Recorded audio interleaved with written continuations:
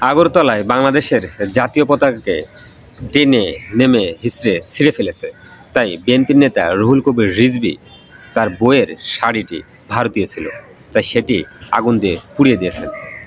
এবং তিনি বলেছেন, যারা আমাদের জাতীয় পতাকা লাল সবুজের পতাকা এবং আমাদের সবার শ্রদ্ধেয় যে পতাকাকে আমরা সম্মান করি, সেই পতাকাকে যারা পুড়ে ফেলে, পা দিয়ে মুচড়িয়ে ফেলে, তাদের পণ্য আমাদের বর্জন করতে হবে।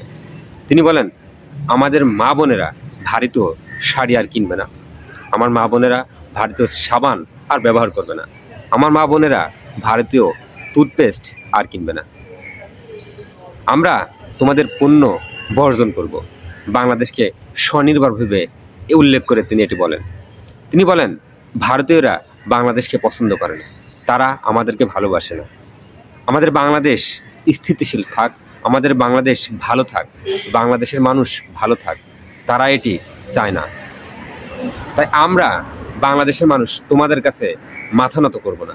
এবং তোমরা ভেবেছো তোমাদের জিনিসপত্র আমরা কিনবো, এটা তো হতে পারে না।